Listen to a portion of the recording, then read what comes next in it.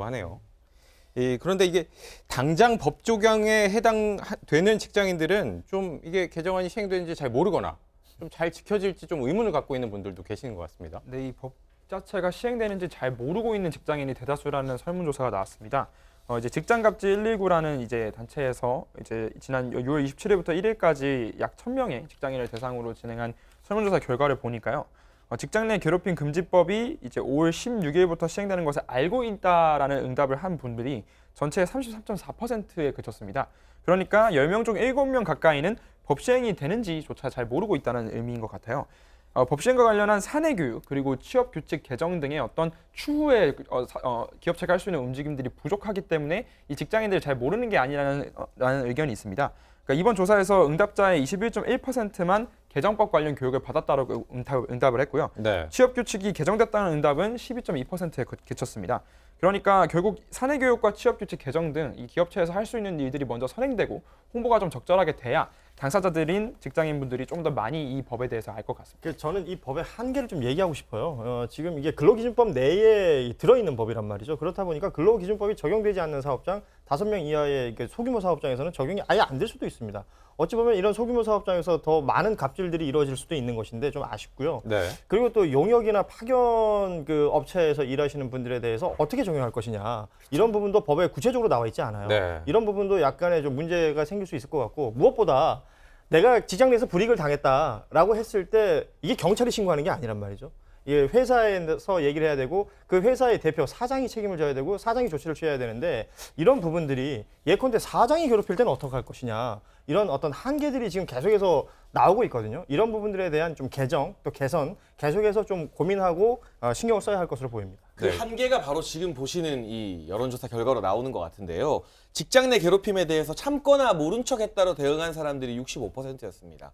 관련 기관에 신고했다는 사람은 16.6%밖에 되지 않고 네. 이러한 대응, 참거나 모른 척한 이유에 대해서 66.4%가 대응을 해도 상황이 나아질 것 같지 않다. 그리고 29%는 향후 내가 불이익을 당할 것 같아서라고 말을 했습니다. 이러한 법 개정안이 교육이 된다 한들 그리고 법이 강화된다 한들 이 직장에서 계속 월급을 받아야 되는 우리 이 직장인 입장에서는요. 이걸 신고해서 일 크게 키워봤자 결국에는 내가 더 큰 불이익을 당할지도 모른다는 불안감이 굉장히 클 거란 말이에요. 결국 제도의 개선도 중요하지만 이 사회 문화적으로 이러한 직장 내 괴롭힘을 개선하려는 노력이 더 많이 동반되어야만 할 것 같습니다. 네, 유인경 의원, 좀 해외에선 어떻게 적용되고 있는지 좀 잠시만 살펴볼까요? 예, 일단 우리 지구에서 세계에서 가장 네. 최초로 이 법을 한 것이 스웨덴입니다. 네. 이미 1994년도, 25년 전에 했는데요. 여기서는 근로자에게 부당한 괴롭힘을 주는 모든 행위를 괴롭힘으로 이제 인정을 했는데 단점이라면 굉장히 가해자에 대해서 징계나 형벌이 좀 얕다라는 거고요. 2005년도에 이제 노르웨이에서도 이제 시작을 했고요. 이제 가장 바람직한 건 뭐냐면 이제 프랑스하고 벨기에가 시행하고 있는 건데 피해자 시선이 아니라 가해자가 내가 괴롭힘을 주지 않았다는 걸 입증을 해야 된다는 겁니다. 이게 전혀 그런 의도도 아니었다. 그냥 뭐 네. 막연히 그동안은 피해자가 괴롭힘을 당했다라는 걸 증명했어야 됐거든요. 성희롱도 그렇고. 우리나라는 지금 또 그래요. 그렇죠. 그래서 이런 것들이 가해자가 아닙니다. 저는 정말 괴롭히는 게 없습니다라고 해서 그게 맞아떨어져야 되기 때문에 일단 나왔던 나라가 소개시켜준 나라가 선진국이기 때문에 직장 내 괴롭힘을 우리가 이만큼 화두에 오르고 법이 생기는 것만으로도 저는 좀 물꼬를 튼 게 아닌가. 처음부터 완벽할 수는 없겠죠. 네. 영국 같은 경우에는 외로움에 관련된 정부 부처가 따로 있더라고요. 국민 외로움을 달래주는. 근데 이런 것들이 생기기 위해서는 직장 괴롭힘은 또 다른 신호탄이 될 수 있을 것 같다는 긍정적으로 생각하고 있습니다. 네, 이 장혜찬 의원, 이게 또 문제가 될 수 있는 거는 이 나중에 불이익이 생길 것 같다 뭐 이런 두려움도 있겠지만 또 이 피해 사실을 당사자가 직접 증명을 해야 된다는 점도 좀 부담이잖아요.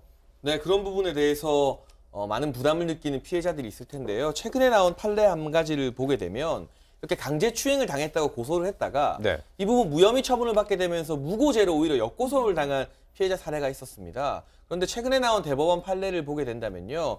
이 부분에 대해서 직장관계 우위를 이용한 행위는 괴롭힘이라고 대법원에서 판단하면서 이 무고죄, 1, 2심에서 무고죄를 받았던 것들을 파기하는 취지의 환송 결정이 나왔습니다. 이런 부분 보게 된다면 아직까지 우리 사회가 이 직장 괴롭힘에 대해서 다른 선진국 해외 사례에 비해서 판결이 보수적인 부분이 있긴 하지만 그래도 조금씩 이 직장 내 우위관계를 통한 어떤 행위나 괴롭힘에 대해서 우리 법원에서도 피해자 위주로 조금은 더 생각해 주려는 노력이 엿보이지 않는가 그런 식으로 판결도 약간씩은 변하고 있는 모습들을 우리가 확인할 수 있습니다. 네,